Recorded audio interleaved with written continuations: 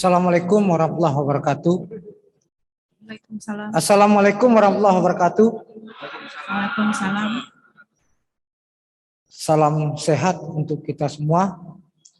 Semoga Parlemen Lecture kedua ini meneguhkan ikhtiar kita untuk tetap menjaga akal sehat dan identitas Partai Nasdem.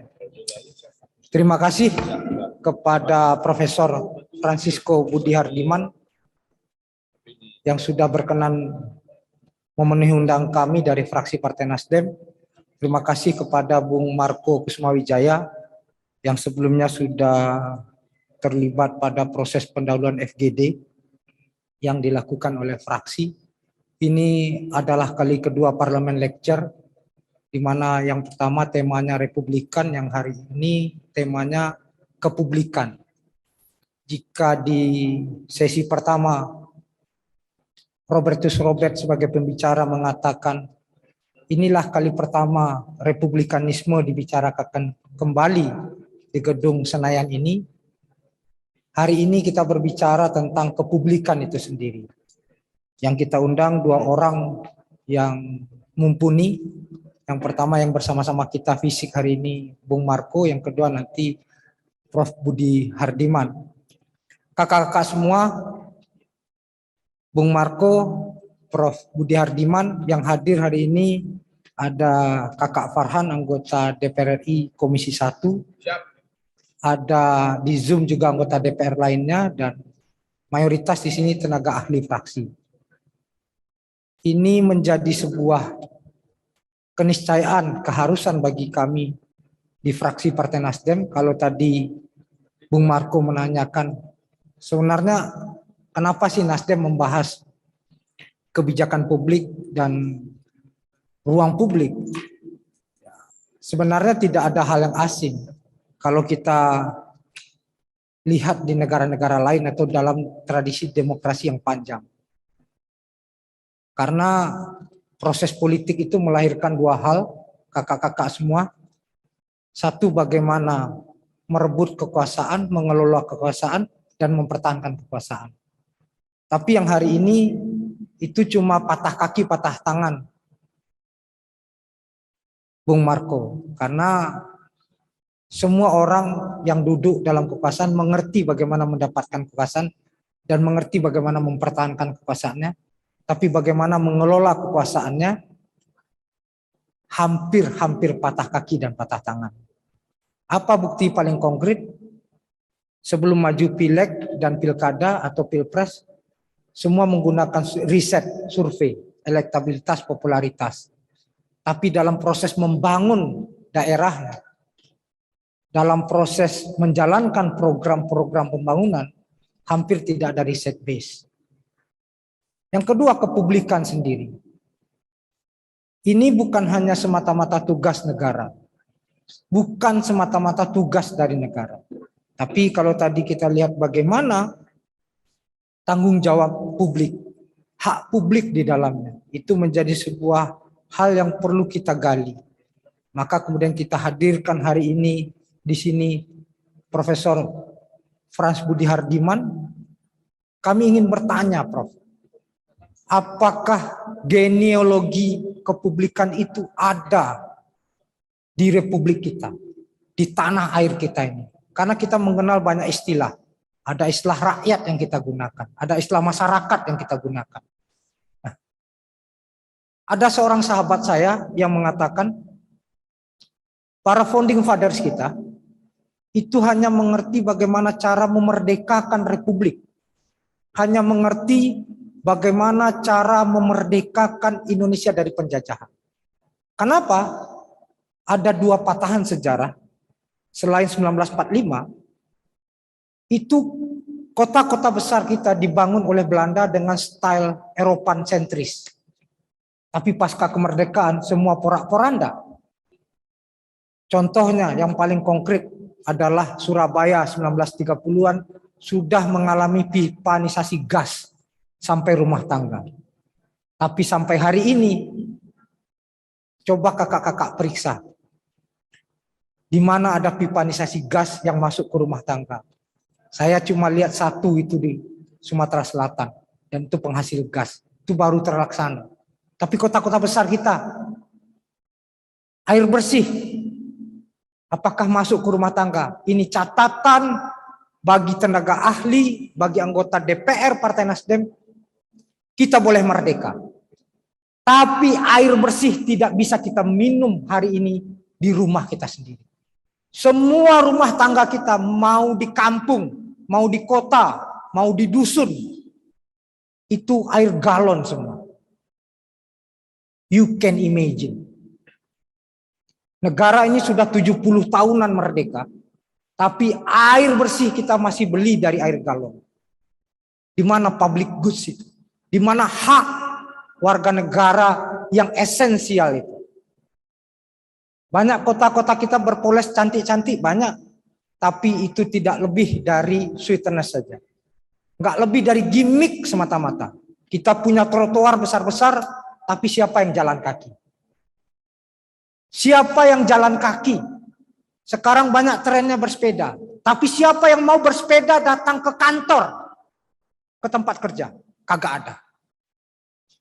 Jadi kita ingin tahu bagaimana kepublikan itu kita bangun. Kenapa narkoba tinggi? Kenapa free sex tinggi? Kenapa tawuran tinggi? Karena kita tidak memiliki ruang publik sama sekali. Tadi dibilang Kolombia, kalau kakak-kakak pergi ke beberapa negara, jangan yang jauh-jauh. Singapura, Malaysia, dia punya ruang publik yang begitu besar. Kita punya Monas tapi dipagar.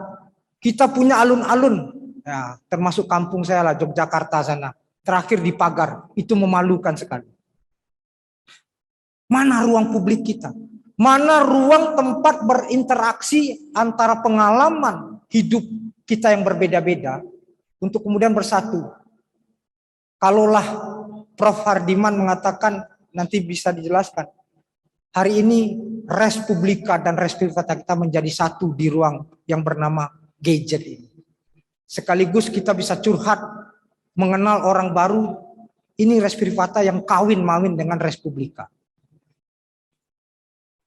Solidaritas sosial kita menjadi virtual semua. Jangan-jangan nanti ibadah kita juga virtual. Nggak perlu lagi fisik untuk beribadah. Cukup dengan WhatsApp, dengan status, Tuhan aku lagi ibadah. Tidak ada lagi sharing bagaimana kebersamaan itu hadir. Entah itu bus kota. Di beberapa daerah, angkutan kota itu mati kakak-kakak. Tidak ada lagi ruang bersama. Ini kecemasan kita. Politik pada dasarnya, kalau kita merujuk pada Aristoteles, adalah sebuah tindakan kolektif yang terjadi di ruang publik. Sebuah tindakan kolektif yang terjadi di ruang publik untuk membicarakan, untuk memperjuangkan hak-hak bersama. Bukan di ruang publik lalu membicarakan kepentingan pribadi. Kan yang banyak terjadi hari ini seperti itu.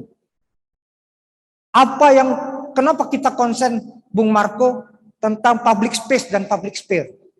Satu, public spare. Siapa yang peduli hari ini tentang public spare kita? Dengan gampang orang ada presiden ATM, memajang dirinya pada public domain, menggunakan dengan semena-mena public domain untuk kepentingan pribadi. Air reform, saya pernah menulis, kalau ada kita mengenal land reform, tapi kita tidak pernah sadar air reform. Bahwasanya tata ruang udara kita ini, itu milik kita bersama. Hari ini dengan gampang dilapak-lapai oleh orang. Begitu ada program digitalisasi migrasi, dengan gampang orang menolak hal itu. Nah, kakak-kakak semua, kita harus punya ruang hidup bersama. Ini yang dicita-citakan oleh Partai Nasdem, bukan hanya kekuasaan untuk kekuasaan semata-mata, tapi bagaimana kekuasaan, apalagi kita yang hari ini diberikan kewenangan menjadi anggota Dewan perwakilan rakyat. Menggunakan itu dengan melahirkan kebijakan-kebijakan yang pro pada publik. Dan tidak hanya berhenti di sana. Jangan hanya kemudian kita membebek kepada apa yang menjadi aspirasi dari publik. Tapi publik itu sendiri yang juga bertanggung jawab bahu-membahu. Jadi Pak Frans, Bung Marco, dua hal ini yang ingin kami lakukan. Tidak hanya kemudian, kami ini bukan jasa titipan Bung Marco. Tadi kami bahas sama Kakak Farhan. Selama ini banyak kelompok-kelompok masyarakat datang, tolong perjuangkan ini, tolong titipkan ini. Tidak. Kami tidak jasa titipan.